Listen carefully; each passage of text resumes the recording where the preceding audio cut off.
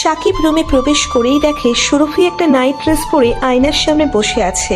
তাই আর দেরি না করে সাকিব সুরভিকে পেছন থেকে জড়িয়ে ধরে তার নাক দিয়ে সুরভির পিঠে খুঁজতে লাগলো, আর এক হাত দিয়ে সুরভির নাইট ড্রেসের ফিতা টেনে খুলে দিল। সুরভি সাকিবের ছোঁয়া পেয়ে একটু কেঁপে উঠল, তারপর নিজেকে সামলে নিয়ে বলল, এতক্ষণে আসার সময় হলো তোমার? কি করব বলো, অফিস করতে হয়, বউকে ফাঁকি দিয়ে তারপর তোমার কাছে আসতে হয়, একটু লেট তো হবেই ডার্লিং। বুঝলাম।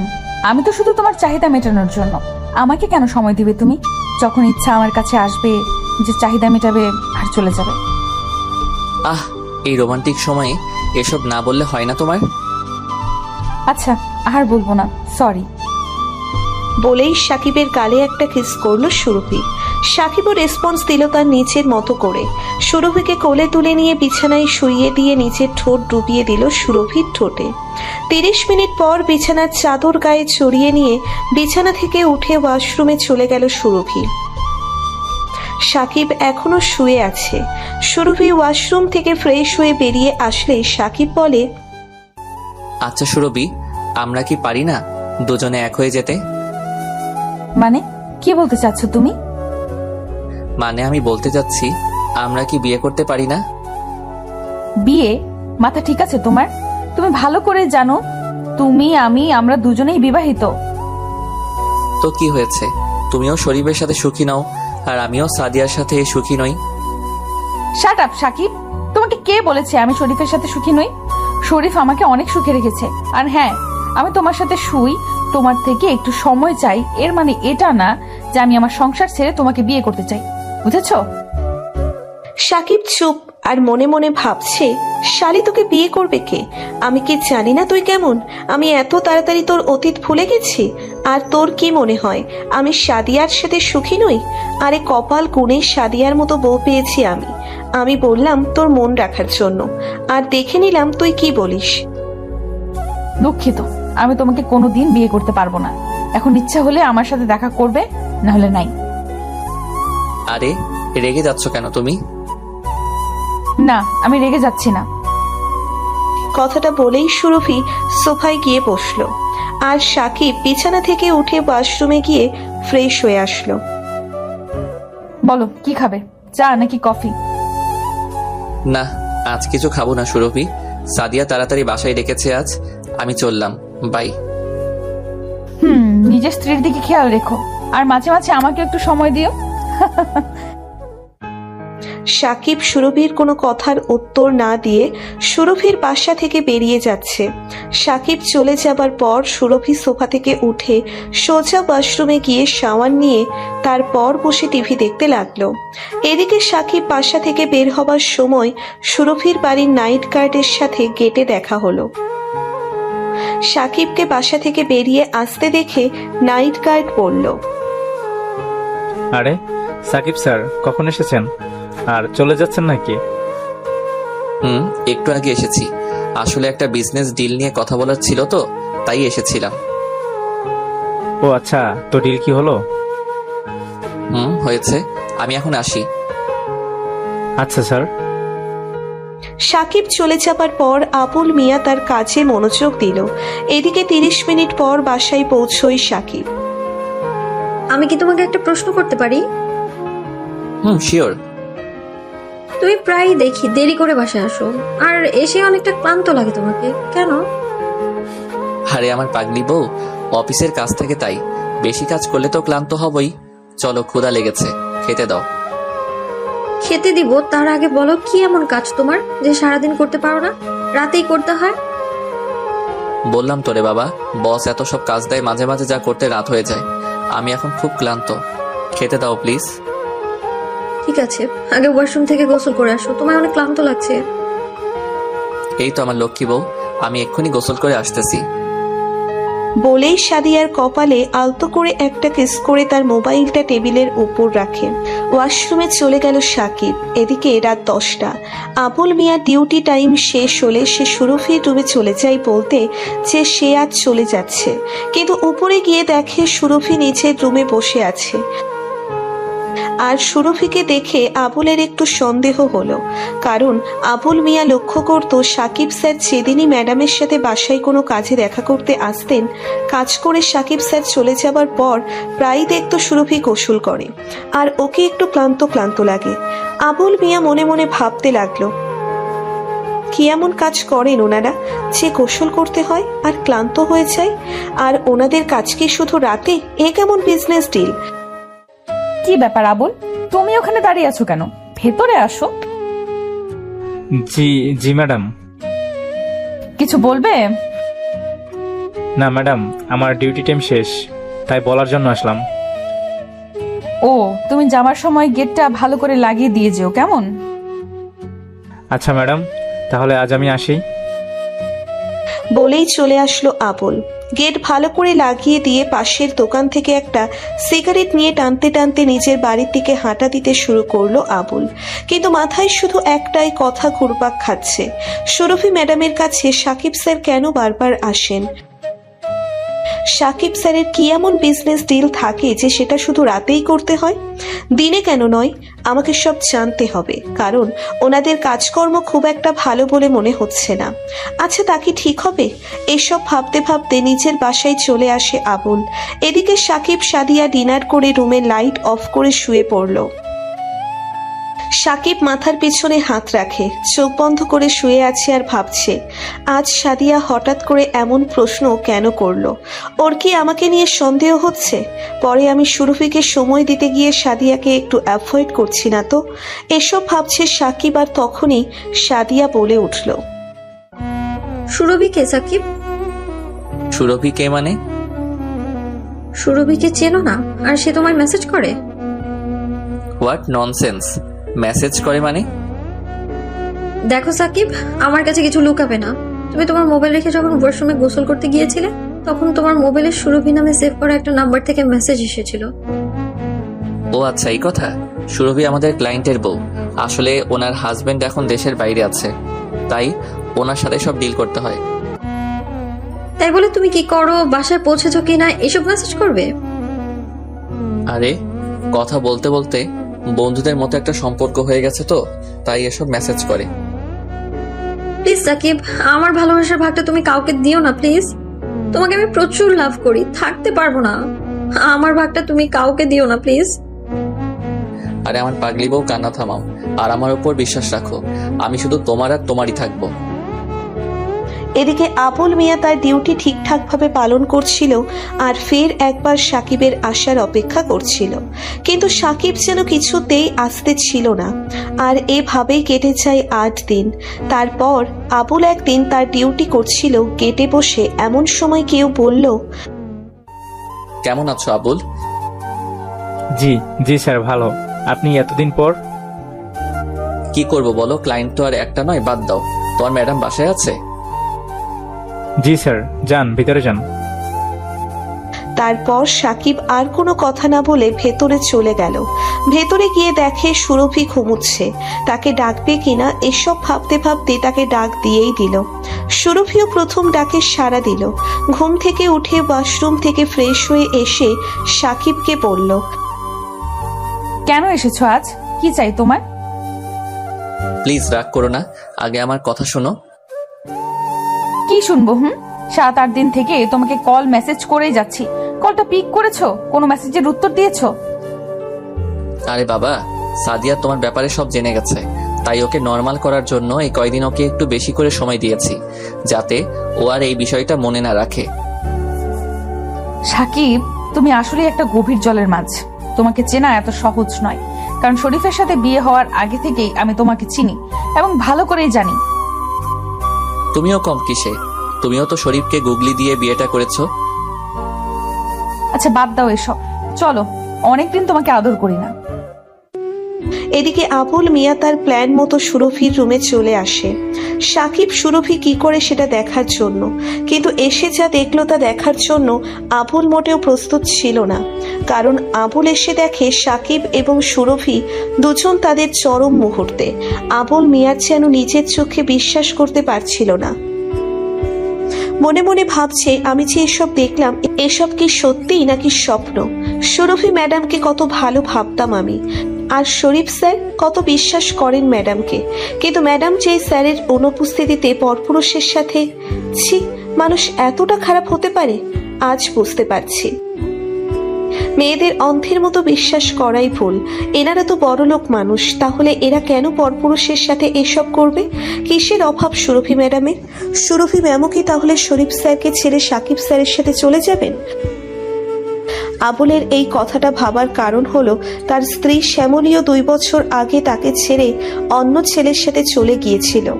আবুল অনেক অনুরোধ করার পরেও আর শ্যামলী ফিরে আসেনি। তাহলে কি শরীফ স্যারের অবস্থাও তার মতোই হবে? সে তো গরিব মানুষ, তার আর মান সম্মান কি? কিন্তু স্যার তো একজন প্রভাবশালী মানুষ, তিনি এই লজ্জা লুকাবেন কি করে? তিনি কি এসব মেনে নিতে পারবেন? দরজার পাশে দাঁড়িয়ে এসব ভাবতে ভাবতে আবুলের হাত লেগে দরজায় একটু শব্দ হয়। সেই শব্দে সাকিব সুরভি চমকে ওঠে। মুহূর্তের মধ্যে তাদের সুখের মুহূর্ত অস্থির মুহূর্ত হয়ে যায়। দুজন দুজনের দিকে অবাক দৃষ্টিতে তাকিয়ে আছে। দুজনের চোখের ভাষা স্পষ্ট, কে? দুজনের বুকে কাঁপুনি শুরু হয়ে গেছে।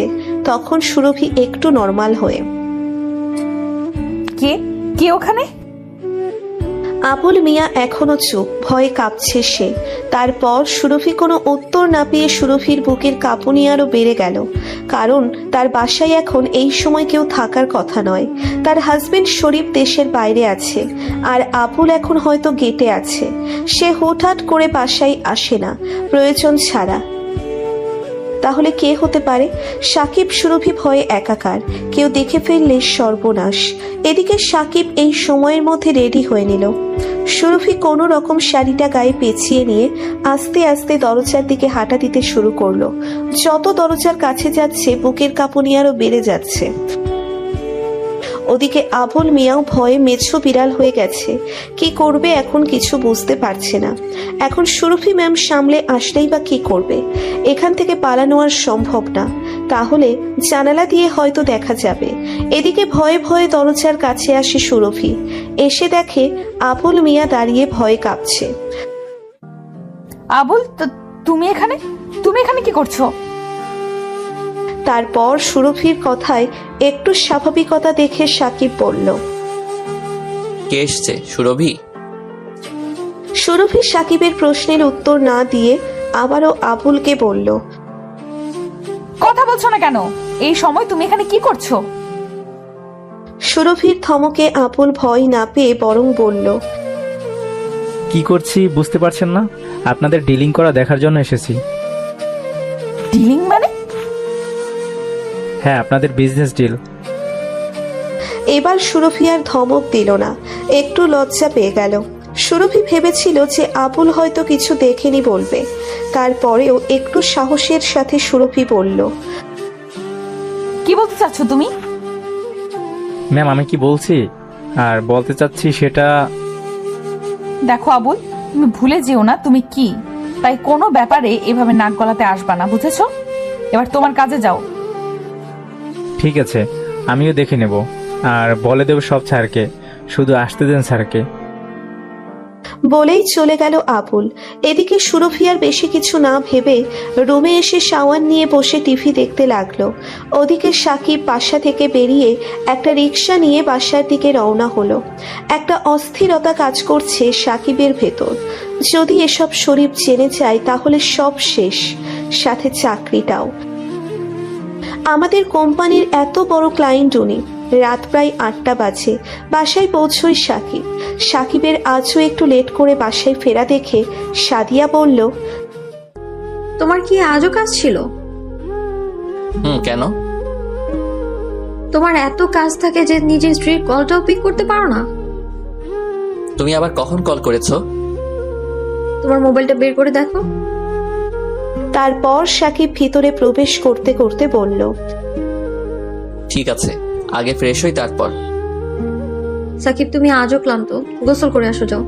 আর তোমাকে একটু টেন্স লাগছে কেন? কই, আরে না, বললাম না যে খুব ক্লান্ত। তুমি যাও, আমি আসতেছি। এদিকে সুরভি টিভি দেখছে, কিন্তু কেন জানি তার অস্থিরতা কাটছে না। মনে একটাই প্রশ্ন, আবুল কি এসব শরীফকে বলে দেবে? দিতেও পারে, কারণ আবুল শরীফের কথাই ওঠে বসে। না, শরীফকে এসব বলে দিলে তার সর্বনাশ হয়ে যাবে। অনেক কষ্টে বিয়ে করেছে শরীফকে, কি করা যায়? কি করলে আবুলকে আটকানো যাবে? এসব ভাবতে ভাবতে ক্লান্ত সুরভি। তারপর ভাবলো, আমাকে আমার পুরনো স্টাইলে ফিরতে হবে সংসার বাঁচাতে। আর আমার সামনে এখন শুধু একটা রাস্তাই খোলা। ওদিকে সাকিব ওয়াশরুমে যাবার আগে পকেটে হাত দিয়ে দেখে ওর মোবাইল নাই। তারপর প্যান্টের সব পকেট, কোটের পকেট সবগুলোতে সার্চ করলো, কিন্তু পেল না। তারপর নিজের অফিস ব্যাগে দেখলো, সেখানেও নেই। এখানে সেখানে সবখানেই খুঁজলো, কিন্তু পেল না। খুঁজতে খুঁজতে ক্লান্ত সাকিব শেষে কোথাও না পেয়ে মাথায় হাত দিয়ে বসে পড়ল। সাকিবের অস্থিরতা দেখে সাদিয়া বলল, কি হয়েছে সাকিব? সাকিব মনে মনে ভাবল, সাদিয়া এই খবর শুনলে নিশ্চয়ই সন্দেহ করবে, তাই কথা অন্যদিকে নিয়ে বলল, না কিছু না, তুমি ডিনার রেডি করো, আমি এক্ষুনি আসতেছি। তাড়াতাড়ি আসো। তারপর সাকিব একটু নর্মাল হয়ে শাওয়ার নিয়ে আসলো, কিন্তু মাথায় একটাই চিন্তা, মোবাইলটা হারালো কোথায়? পরে আবার সুরভির বাসায় ফেলে আসি নাই তো? কি হলো সাকিব, কি ভাবছো? হ্যাঁ, না কিছু না। এদিকে সাদিয়ার একটু খটকা লাগলো, ভাবছে সাকিব আজ এমন করছে কেন। তখন সাকিবের কপালে হাত দিয়ে সাদিয়া বলল, সাকিব তোমার শরীর ঠিক আছে তো? তুমি ঠিক আছো তো? আমি ঠিক আছি, টেনশন করো না। এদিকে সুরভি সব প্ল্যানিং করে বসে আছে আবুলের জন্য, কারণ আবুল প্রতিদিন 10টার সময় সুরভিকে বলে তারপর বাসায় যায়। সময় যেন যাচ্ছেই না সুরভির, টেনশন কাজ করছে সুরভির মাঝে। পারে না আবার শরীফকে ফোন করে সব বলে দেয়, সেই ভয়ে। দেখতে দেখতে রাত 10টা বেজে গেল। আবুল মিয়া প্রতিদিনের মতো আজও সুরভির রুমে আসলো তাকে বলার জন্য। এসে দেখে সুরভি বসে আছে, তাই আর দেরি না করে আবুল সুরভিকে বলল, আমি চলে যাচ্ছি। সুরভি স্পষ্ট বুঝতে পারল প্রতিদিনের মতো আজ আবুলের কথায় কোনো রেসপেক্টনেস নেই। আর কারণটা সুরভি ভালো করেই জানে, তাই আবুলকে ডাক দিল। আবুল একটু ভেতরে আসো। জি বলেন। আচ্ছা, তোমার স্যার কি এসব বললে তুমি কি পাবে? মানে তখন তুমি যা দেখেছো তা যদি তুমি শরীফকে বলো, তাহলে তুমি কি পাবে? কিছু না, কিন্তু আমি বলবোই, কারণ এটা অন্যায়। তুমি কি জানো এটা বলার জন্য তোমার চাকরিও চলে যাবে? আমি ভয় পাই না, আর আমার বিশ্বাস আছে শরীফ স্যার এমনটা করবেন না। কেন করবে না? যদি আমি বলি তুমি আমার দিকে খারাপ নজরে তাকাও? এটা ছাড় কোনোদিন বিশ্বাস করবে না। এসব বলে আমাকে আটকাতে পারবেন না, আমি আসি। বলেই চলে যাচ্ছিল আবুল। দাঁড়াও আবুল, তুমি এসব বললে তো কিছুই পাবে না, আর না বললে আমি তোমাকে এমন কিছু দিব যা তুমি কোনোদিন কল্পনাও করতে পারোনি। মানে তুমি যদি আমাকে কথা দাও যে তুমি শরীফকে এসব বলবে না, তাহলে তোমাকে তোমার কল্পনার বাইরে থাকা কিছু দিব। কল্পনার বাইরে? দেখুন, আমি টাকা পয়সার লোভী নই, সেটা আপনি ভালো করেই জানেন। জানি। আমি তোমাকে টাকার থেকেও বেশি কিছু, মানে তোমাকে পুরো চমকে দেব। চমকে দিবেন? চমকে দেব, যা কেউ কল্পনাও করতে পারবে না। আচ্ছা বলেন, কি সেটা? আগে কথা দাও। আচ্ছা দিলাম, এবার বলেন। তারপর সুরভি ভাবলো এবার প্ল্যানটা কাজে লাগানোর সময়। তারপর 2 মিনিট মাথা নিচু করে কি যেন একটা ভেবে নিল, আর তারপর এক টান দিয়ে নিচের বুকের উপর থেকে শাড়ির আঁচলটা নামিয়ে দিল। এটা দেখে আবুল তো পুরো থ বনে গেল। তারপর বলল, এটা কি হচ্ছে ম্যাডাম? তোমাকে বললাম না, তোমাকে এমন কিছু দেব যা তুমি কল্পনাও করতে পারবে না। কিন্তু ম্যাডাম। কোনো কিন্তু নয়। বলেই আবুলকে জড়িয়ে ধরল সুরভি। ওদিকে সাকিব এবং সাদিয়া ডিনার করে ঘুমিয়ে পড়ল। সাদিয়া ঘুমিয়ে পড়লেও সাকিব কিন্তু ঘুমাতে পারছে না, কারণ সাকিব এখনো শিওর না যে ওর মোবাইলটা কোথায় হারালো। আর ওদিকে আবার আবুলের কাছে ধরা খেয়েছে। সুরভি কি আবুলকে ম্যানেজ করতে পেরেছে? সাকিবের টেনশন যেন কমছেই না। এদিকে সুরভি আবুলকে জড়িয়ে ধরতেই আবুল একটা ঝটকা দিয়ে সরে গেল, কিন্তু সুরভিও যে নাছোড়বান্দা, তাই সে আবুলকে জোর করে ধরে বিছানায় শুইয়ে দিয়ে তার ঠোঁট দখল করলো। আবুল কিছুক্ষণ ছাড়িয়ে নিতে চাইল, কিন্তু পারল না। তারপর আবুলদের ইচ্ছে না থাকা সত্ত্বেও সুরভিকে রেসপন্স দিল, কারণ এভাবে কোনো মেয়ে যদি কোনো পুরুষ মানুষকে জড়িয়ে ধরে কিস করতে থাকে তাহলে সে কি রেসপন্স না করে থাকতে পারবে?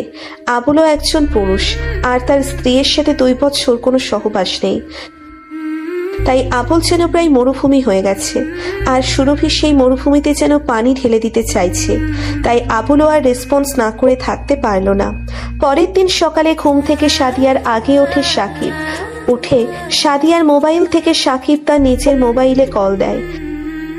এদিকে সুরভি ঘুমাচ্ছে আর সাকিব কল করেই যাচ্ছে। একটু পর সুরভি লক্ষ্য করলো কোনো মোবাইল বাজছে, কিন্তু এটা তার মোবাইলের রিংটোন না। তাহলে কার মোবাইল হতে পারে? আর সেটা তার রুমে কেন? মোবাইলটা বেজেই চলেছে।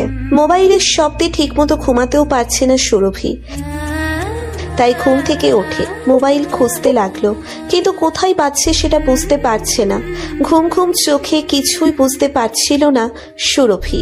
তারপর একটু স্থির হয়ে দাঁড়িয়ে থেকে মোবাইলটা ঠিক কোথায় বাজছে সেটা শিওর হওয়ার চেষ্টা করলো।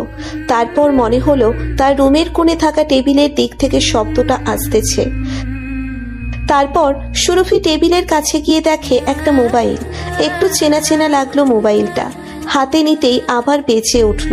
সাদিয়া নামে সেভ করা একটা নাম্বার থেকে কল। তখন সুরভি ফোন রিসিভ করে। হ্যালো, কে? সাকিব সুরভির কণ্ঠ শুনে চিনতে পারল। তারপর বলল, আমি সাকিব। মোবাইলটা তাহলে তোমার বাসায় রেখে আসছি। ও তুমি? এসে নিয়ে যেও। আচ্ছা, আমি অফিসে যাওয়ার সময় নিয়ে নেব। এখন রাখছি। বলেই কলটা কেটে দিয়ে একটা দীর্ঘশ্বাস ছাড়ল সাকিব। যাক, তাহলে হারাইনি। তারপর সুরভি মোবাইলটা রেখে ওয়াশরুমে চলে গেল ফ্রেশ হতে। সকাল 9টা। সুরভি বসে টিভি দেখছে, এমন সময় সুরভির মোবাইলটা বেজে উঠল। মোবাইল হাতে নিয়ে দেখে শরীফ সুরভির বরের কল। হ্যালো, কেমন আছো? ভালো, তুমি? জি ভালো। একটা সারপ্রাইজ আছে সুরভি। তাই নাকি? কি সারপ্রাইজ? দরজাটা খোলো। কেন? আগে তো খুলবা নাকি? সুরভি একটু অবাক হয়ে দরজা খুলতে লাগলো, আর দরজা খুলেই ইয়া বড় একটা ধাক্কা খেলো। তুমি হুম। কবে কবে এসেছো? আর আসার আগে একটা কল দিবা না? কাল ঢাকায় আসছি, আর আজ সোজা তোমার কাছে। আর কল দিলে তো আর একটা সারপ্রাইজ দেওয়া হবে না? আরো একটা সারপ্রাইজ? তুমি কি আমার জন্য নেকলেস আনছো? না, চলো ভিতরে চলো, পরে জানতে পারবে। আমার মোবাইলটা কই সুরভি? এদিকে ওয়াশরুম থেকে কথাটা শুনে চমকে গেল শরীফ। কোনো শব্দ না করে স্থির হয়ে দাঁড়িয়ে রইল। শরীফ চিন্তা করলো মোবাইল চাচ্ছে কে। সুরভি একটু অবাক হয়ে পেছনে ফিরে দেখে সাকিব। সুরভি কোনো কথা বলার আগেই সাকিব ভেতরে প্রবেশ করতে করতে বলল, কাল আবুল কোনো প্রবলেম করেনি তো? সুরভি কোনো কথা না বলে একবার ওয়াশরুমের দিকে তাকিয়ে সাকিবকে মোবাইলটা তাড়াতাড়ি দিয়ে বলল, এক্ষুনি চলে যাও এখান থেকে। শরীফ বাসায় আসছে, ও এখন ওয়াশরুমে আছে। প্লিজ সাকিব, কি? তুমি যাও। ওদিকে শরীফ ওয়াশরুম থেকে সব শুনছে। একটু উকি দিয়ে দেখলো সাকিব। তখন মনে মনে ভাবছে, সাকিবের মোবাইল সুরভির কাছে, আর কাল আবুল প্রবলেম করছে কিনা, মানে কি এসবে? তাহলে কি আমার অবর্তমানে সাকিব আমার বাসায় আসতো? কিন্তু কেন? সাকিবের সাথে আমার ক্লায়েন্টের সম্পর্ক, তাহলে সুরভির সাথে কি? এরকম কিছু প্রশ্ন মাথায় নিয়ে ওয়াশরুম থেকে বেরিয়ে আসলো শরীফ, কিন্তু সুরভিকে কিছুই বুঝতে দিল না। চলো নাস্তা করব। চলো। তারপর শরীফ আর সুরভি নাস্তা করে নিল। এরপর দুজনে মিলে একটু রেস্ট নিয়ে ঘুরতে বের হলো। সারাদিন ঘুরে সন্ধ্যার আগে বাসায় ফিরল দুজন। এর মাঝে শরীফ লক্ষ্য করে কে যেন সুরভিকে 2-1বার কল দিয়েছিল, কিন্তু সুরভি সেটা রিসিভ করেনি। সেটা যে সাকিব ছিল সেটা এক প্রকার ক্লিয়ার। এখন রাত 10টা। আবুল প্রতিদিনের মতো বলে চলে গেল।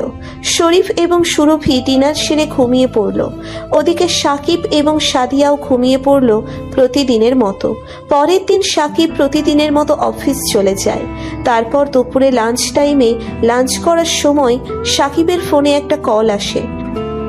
সাকিব মোবাইলটা হাতে নিয়ে একটু অবাক হয়, কারণ কলটা করেছে শরীফ।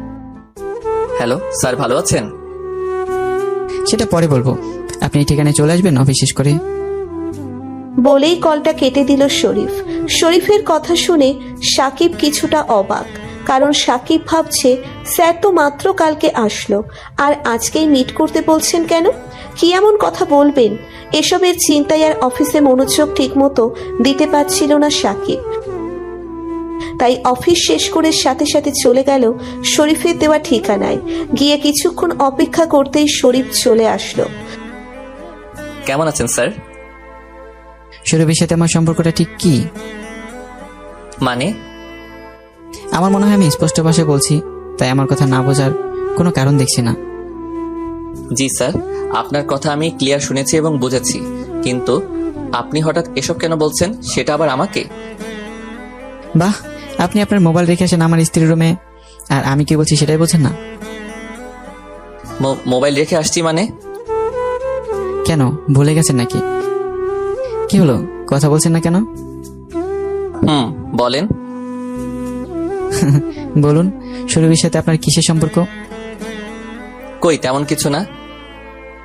তাহলে আপনার মোবাইল আমার বাসায় কিভাবে? স্যার, সেদিন একটা বিজনেস ডিলিং নিয়ে কথা বলার ছিল, একটা প্রজেক্ট আটকে ছিল, আর আপনি তো দেশে ছিলেন না, তাই ভাবির সাথে কথা বলতে গেছিলাম, আর ভুলে মোবাইলটা রেখে আসি। তাই নাকি? জি স্যার।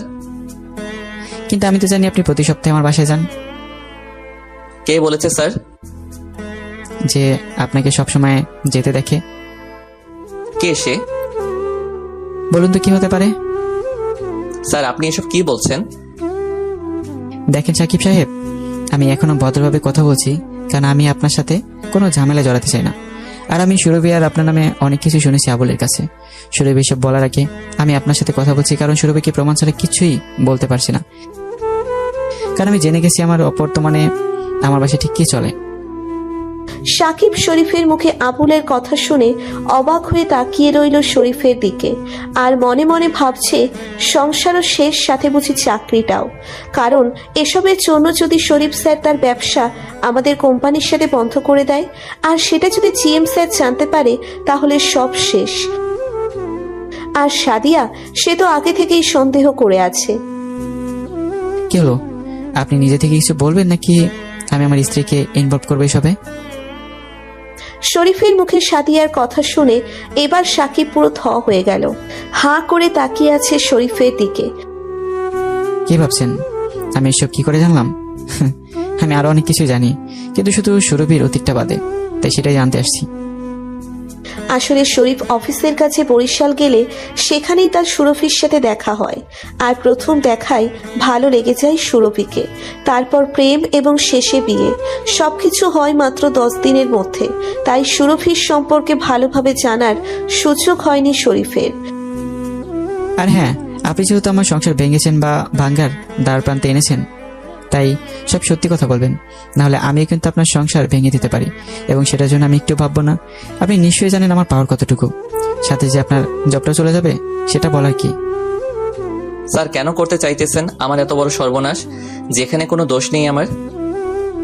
আপনার দোষ নেই? হাসালেন। আপনি অবশ্যই বুঝতে পারছেন এইসব সুরভিকে বলে সুরভি বলবে দোষী না। এমন সময় কেউ বলবে না যে সে দোষ করেছে। স্যার, আপনি কি আগে জানতেন যে সুরভি একজন পতিতা ছিল? আপনার সাথে বিয়ে হওয়ার আগে ও একজন ফার্স্ট ক্লাস পতিতা ছিল। সাকিবের কথা শুনে শরীফের মাথা ঘুরে গেল। কি বলি তুই? জি স্যার, সুরভি একটা পতিতা মেয়ে। চুপ শালা, একদম চুপ। তোর জীব আমি টেনে ছিঁড়ে ফেলবো। আর একবার ওই কথা বললে সুরভি একটু খারাপ হতে পারে, তাই বলে তুই কি পতিতা বলতে পারিস? ছাড়ুন স্যার, কি জানেন আপনি সুরভির ব্যাপারে? বিয়ের আগে তো চেহারা দেখে পাগল হয়ে গেছিলেন। এবার শরীফ থ বনে গেল সাকিবের কথা শুনে। আপনি কি কখনো নোটিশ করেছেন সুরভিকে কি করে, ওর আসল মতলবটা কি ছিল? ওর মতলব কি ছিল মানে? জি স্যার, মতলব ওর স্বপ্ন ছিল নিজের রূপের জালে কোনো বড়লোককে ফাঁসিয়ে বিয়ে করা। আর আপনি তো আমি তো কি আপনি হলেন ওর বানানো মুরগি। মানে? হ্যাঁ, মুরগি। আর আপনি জানেন, ও আমাকেও অনেক ভয় দেখিয়ে বিয়ে করতে চেয়েছিল, কিন্তু যখনই ও আপনাকে পেয়ে যায় তখন আমাকে ছেড়ে আপনাকে ধরে। ঠিক আছে, আমি না হয় মেনে নিলাম আমার বউ পতিতা ছিল আর আপনি ছিলেন তার নিয়মিত কাস্টমার, কিন্তু আপনি কি করে জানলেন যে সুরভি এখন ঢাকায়? সুরভি আমার স্ত্রী, আমি ওকে বিয়ে করেছি, ও আমার বাসায় থাকে। কেননা সুরভি বরিশালের মেয়ে, আর আপনি নিশ্চয়ই বরিশালের হবেন। জি স্যার, আমার বাসাটাও বরিশাল। তাহলে আপনি আবার সুরভির সাথে যোগাযোগ করলেন কি করে এখানে, মানে ঢাকায়? সুরভি কি আপনাকে কল করেছিল এখানে আসার জন্য?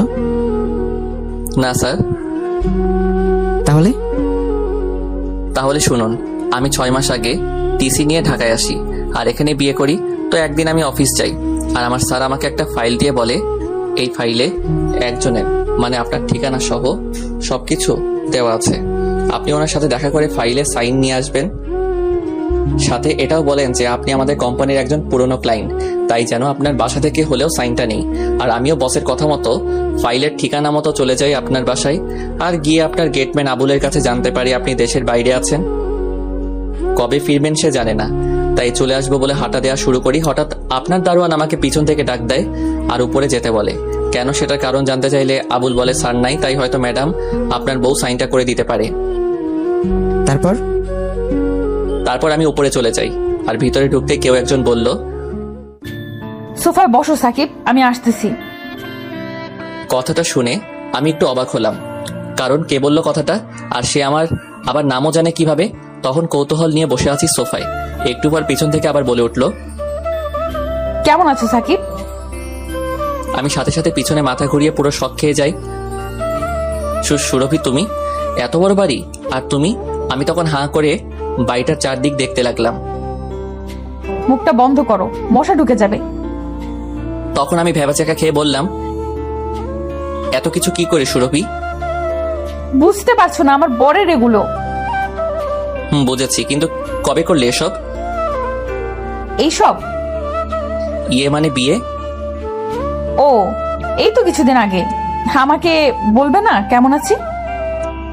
ও কেমন আছো? আমি জানি তুমি নিশ্চয়ই ভালো আছো। অনেক ভালো। তো এভাবে অনেক কথা হলো সেদিন। সুরভি নিজেই আমার নাম্বার নিয়েছিল সেদিন। তারপর থেকে নিয়মিত কথা হতো। কথা বলতে বলতে একদিন হঠাৎ সুরভি আমাকে ওর বাসায় ডাকে সন্ধ্যার সময়, আর আমিও চলে যাই। গিয়ে দেখি সুরভি একটা নাইট ড্রেস পরে বসে আছে আয়নার সামনে। তারপর কি? আমরা চলে যাই পাপের দুনিয়ায়। কিন্তু বিশ্বাস করুন স্যার, এসবে আমার কোনো ইন্টারেস্ট ছিল না। যা হয়েছে সব সুরভির ইচ্ছায়। আচ্ছা, ও জানতো না আপনি বিবাহিত ছিলেন? জানতো। সে এজন্য আমার প্রতি ওর ইন্টারেস্ট ছিল বেশি। মানে কেন? কারণ ও চাইতো এমন একজন পার্টনার যে তার চাহিদা মেটাবে, কিন্তু বিয়ের কথা বলতে পারবে না। একথা শুনে শফিক চুপ, আর কোনো প্রশ্ন করার শক্তি পেল না। তখন মনে মনে ভাবছে, জীবনে এত বড় ভুল করেছি, শেষ পর্যন্ত বিয়ে করেছি একটা পতিতা মেয়েকে। তখন মাথা নিচু করে বসে আছে শরীফ। কথা বলতে বলতে কখন সে সন্ধ্যা হয়ে এসেছে, চারিদিকে একটু অন্ধকার নামতে শুরু করেছে। রাস্তার ল্যাম্পপোস্টের লাইটগুলো জ্বলছে, আর শরীফ যেন পাথর হয়ে বসে আছে, কোনো কথা বলছে না। একটু পর সাকিব খেয়াল করলো শরীফ কিছু বলছে না, তাই সে নিচু থেকে বলল, স্যার বাসা যাবেন না? স্যার। সাকিব তখন লক্ষ্য করলো শরীফের চোখের কোণে জলের ফোঁটা চলে আসছে। তখন সাকিব বলল, বাসা যাবেন না স্যার? চলেন। তারপর দুজনে এসে শরীফের গাড়িতে বসলো। শরীফ ড্রাইভ করছে আর বারবার চোখের কোণে আসা জল টিস্যু পেপার দিয়ে মুছে নিচ্ছে। সাকিব কি বলবে কিছু বুঝতে পারছে না। আজ সাকিবের কাছে নিজেকে খুব ছোট মনে হচ্ছে। মনে মনে ভাবছে, এসব করা আমার ঠিক হয়নি, কিন্তু এখন আফসোস করে লাভই বাকি। দাঁড়ান স্যার, আমাকে এখানে নামিয়ে দিন, আমি হেঁটে যেতে পারবো এখান থেকে। শরীফ গাড়ি দাঁড় করালো আর সাকিব নেমে গেল। নামার পর সাকিব কিছু বলতে চেয়েও পারল না। মনে মনে নিজেকেই দোষ দিয়ে ল্যাম্পপোস্টের আলোয় হাঁটা দিতে লাগলো নিজের নীড়ের দিকে। ওদিকে শরীফ আবার চলতে শুরু করলো। পরের দিন সকালে ঘুম থেকে উঠে সাকিব দেখে সুরভির নাম্বার থেকে অনেকগুলো মিসড কল ও একটা মেসেজ। সাকিব তখন তাড়াতাড়ি মেসেজটা সিন করার সাথে সাথে সাকিব হতভম্ব হয়ে যায়, কারণ মেসেজটা ছিল, সাকিব শরীফ অ্যাক্সিডেন্ট করেছে, আমি এখন ইউনাইটেড হসপিটালে, তোমার সময় থাকলে প্লিজ একটু আসো, আমার খুব ভয় করছে। মেসেজটা পড়ে সাকিব মনে মনে ভাবতে লাগলো, শরীফ কেন অ্যাক্সিডেন্ট করলো, আর করলোই বা কখন? আমার সাথে দেখা করে যাবার সময়? যদি তাই হয় তাহলে সুরভি কেন আমাকে ডাকছে? এতে তো ওর প্রবলেম হবে। তাই মনে মনে ভাবতে লাগলো, আমি এখন কি করব? তার কিছুক্ষণ ভাবার পর সাকিব ঠিক করলো যে সে যাবে। তখন সাকিব অফিসে কল দিয়ে ছুটি নিয়ে সোজা চলে যায় ইউনাইটেড হসপিটালে। গিয়ে দেখে সুরভি একটা চেয়ারে মাথায় হাত দিয়ে বসে আছে। সাকিব গিয়ে তার বিপরীত চেয়ারে বসলো। সুরভি, সুরভি বলেই ডাক দিল সাকিব। দ্বিতীয় ডাকে শুনতে পেল সুরভি। কখন এলে? এই তো মাত্রই। শরীফ কোথায়? অপারেশন থিয়েটারে। হোয়াট? কিন্তু অ্যাক্সিডেন্ট করলো কিভাবে আর কখন? আমি জানি না কিছু। সুরভি, কান্না থামাও। সাকিব এবার বুঝতে পারলো আসল ঘটনা। শরীফ হয়তো সুরভির সাথে কথা বলছে আর সবটা ক্লিয়ার হয়েছে, তাই নিজের লজ্জা লুকানোর জন্য অ্যাক্সিডেন্ট করেছে। হয়তো আত্মহত্যা করতে চেয়েছে, কারণ নিজের স্ত্রীর এসব শুনে খুব কম পুরুষই নর্মাল থাকতে পারে। আচ্ছা সুরভি, শরীফ বাসায় যাওয়ার পর তোমাকে নিয়ে কি কোনো কথা হয়? কি নিয়ে আর কথা হবে? তুমি আমার সুখের সংসারে আগুন লাগিয়ে এখন বলছো কি নিয়ে? আমি আগুন লাগিয়েছি? আর আমি কি এসব বলতে চেয়েছি? বিশ্বাস করো, আমি আগেই কিছু বলিনি সুরভি। আমি জানি আবুল সব বলে দিয়েছে। তাহলে শুধু আমাকে কেন দোষ দিচ্ছ? এখানে তোমার এবং আমার সমান দোষ। সাকিব, আমি তোমাকে দোষ দেইনি। আমি কি জানতে পারি তোমাদের মাঝে ঠিক কি নিয়ে কথা হয়েছিল? সেসব শুনে আর কি করবে? আমি তো পতিতা। এভাবে বলছো কেন? তুমি তো জানো আমারও সংসার আছে। আমার সংসার বাঁচাতে আমাকে এসব বলতে হয়েছে। ঠিক করেছো তুমি, আর একদিন না একদিন তো জানতেই পারতো। প্লিজ সুরভি, বলো কি হয়েছে। আমি ওয়াশরুম থেকে ফ্রেশ হয়ে সোফায় বসে আছি গতকাল রাত 8টার দিকে। এমন সময় শরীফ বাসায় আসে। ওকে দেখে একটু টেস্ট লাগছিল, তাই আমি ওকে বলি, কোথায় ছিলে এতক্ষণ? কোথায় ছিলাম সেটা জানতে চাও? শরীফের মুখে কথাটা শুনে আমি খুব অবাক হই। তারপরেও নিজেকে সামলে বললাম, জানতে চাই মানে? আমার কি দোষ ছিল সুরভি যে তুমি আমাকে নিয়ে এভাবে খেললে? শরীফ, কি বলছো তুমি এসব? কি বলছি? আচ্ছা, সাকিবকে তুমি চেনো না? কোন সাকিব? যে সাকিব তোমার কাছে তার ফোন রেখে যায়, যে সাকিব তোমার পুরনো ক্লায়েন্ট ছিল, তাকেই চেনো না? একসময় যাকে বিয়ে করার জন্য চাপ দিতে। ক্লায়েন্টের কথা শুনে আমি একটু চমকে যাই আর চোখগুলো বড় বড় করে শরীফের দিকে তাকিয়ে বললাম, কি বলছো কি এসব? ন্যাকামো করে লাভ নেই সুরভি। আমি আবুল এবং সাকিব দুজনের কাছ থেকে সব শুনেছি। তুমি যে কতটা নিস সেটা আজ জানতে পারলাম। এবার আমি পুরোই অবাক। কোনো কিছু বলার সাহস পাচ্ছি না। মনে মনে ভাবছি, আবুলকে এত কিছু দেওয়ার পরেও সব বলে দিল, আর সাকিব এতটা বেইমানি করলো আমার সাথে। কি হলো সুরভি, কথা বলছো না কেন? আমি জানতাম না তুমি পতিতা ছিলে, কিন্তু বিয়ের পর তো সব ছাড়তে পারতে নাকি? আর যদি ছাড়তে নাই পারো তাহলে আমাকে কেন বিয়ে করছো? সুরভি এখনো চুপ, মাথা নিচু করে সোফা থেকে উঠে দাঁড়ালো। আসলে তোমার মতো পতিতারা কখনো ভালো হতে পারে না, কারণ তোমরা লোভী। তোমাদের প্রতিদিন ভিন্ন ভিন্ন পুরুষের সাথে শোয়াটা হ্যাবিট হয়ে গেছে। শাট আপ শরীফ, তুমি জানো আমি কেন পতিতা ছিলাম? থাক, সেটা না হয় নাই বা বললাম যে কেন পতিতা ছিলাম, কিন্তু আমি লোভী ছিলাম না। হ্যাঁ, এটা ঠিক যে আমি কোনো বড় লোকের সন্ধানে ছিলাম, কিন্তু তোমাকে বিয়ে করেছি ভালোবেসে। আর আমার মতো পতিতাকে কে বানায়? আর কারাই বা যায় সেই পতিতাদের কাছে, বলো? সুরভি, তুমি যে এতটা বেয়াদব জানতাম না। নিজের পতিতা হয়ে আবার আমার মুখে মুখে তর্ক করছো। হ্যাঁ করছি, করছি কারণ পতিতা কেউ নিজের ইচ্ছায় হয় না, সবার একটা অতীত থাকে। ঠিক আছে, সেটা না হয় বুঝলাম, কিন্তু বিয়ের পর কি ভালো হতে পারতে না? কেন করো বিয়ের পর এসব? কিসের অভাব তোমার? কিসের অভাবে এসব করে তুমি বোঝো না? না, বুঝি না। তুমি জানো একটা মেয়ে বিয়ের পর তার স্বামীর কাছ থেকে কি চায়? মেয়েরা কি শুধু টাকাই চায়? তুমি এটা বোঝো না যে মানুষের শারীরিক চাহিদা বলেও কিছু আছে? মানুষ যেমন ক্ষুধা লাগলে খাবার খাওয়ার প্রয়োজন, তেমনি শারীরিক চাহিদা মেটানো প্রয়োজন, তার একটু ভালোবাসার প্রয়োজন। তার মানে তুমি বলতে চাচ্ছ আমি তোমাকে শারীরিকভাবে সুখে রাখতে পারি না? আমি তোমাকে ভালোবাসি না? দেখো শরীফ, তুমি আমাকে ভালোবাসো সেটা জানি, আমিও তোমাকে ভালোবাসি, কিন্তু দূর থেকে তুমি শুধু আমার মনের চাহিদা মেটাতে পারো, শারীরিক চাহিদা না। আশা করি তুমি এবার বুঝতে পেরেছো এসব আমি কেন করেছি। আই এম সো সরি শরীফ। এসব বলার পর শরীফ আবার বাসা থেকে বেরিয়ে যায়। আমি ভেবেছিলাম ও হয়তো রাগ করেছে, কিছুক্ষণ পর ফিরে আসবে, কিন্তু রাত 12টা, 1টা থেকে 2টা বেজে গেল। তবুও যখন শরীফের কোনো নামই নেই ফেরার, তাই একটু টেনশন হলো। তাই আমি ওকে কল দিলেও কল পিক হতো না, তখন টেনশন আরো বেড়ে গেল।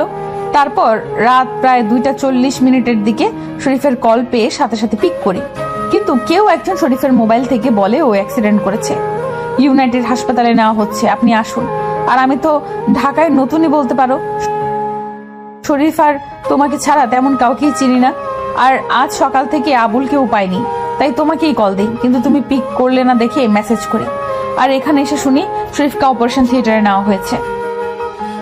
সুরভির এসব কথা বলার সময় অপারেশন থিয়েটার থেকে ডক্টর বের হতে দেখে সুরভি ডক্টরের কাছে দৌড়ে গিয়ে শরীফের আস্থা অবস্থা জানতে চায়। আর ডক্টর সুরভির হাতে একটা চিঠি ধরিয়ে দিয়ে বলে, I am so sorry, he is no more. কথাটা শুনে সুরভি সাকিব দুজনেই শক। সুরভি আর কোনো কথা বলছে না, আস্তে আস্তে ফ্লোরে বসে পড়ল এবং ডাক্তার চলে গেল। সাকিব সুরভিকে সান্ত্বনা দিতে চাইলেও পারল না, তখন কেঁদেই যাচ্ছে সুরভি। কোনো সম্পর্ক মিথ্যার উপর ভিত্তি করে টিকিয়ে রাখা সম্ভব না, যেমনটাই গল্পে করেছে সুরভি। তাই কোনো সম্পর্ক তৈরি করার আগে নিজের জন্য না হলেও যার সাথে সম্পর্ক জড়াতে যাচ্ছেন তার জন্য হলেও সত্যিটা বলুন। সত্যি প্রথমে তিতা হলেও পরে অবশ্যই তার সুফল পাবেন। গল্পটার সাথে থাকার জন্য ধন্যবাদ। ভুল ত্রুটি ক্ষমা সুন্দর দৃষ্টিতে দেখার অনুরোধ রইল।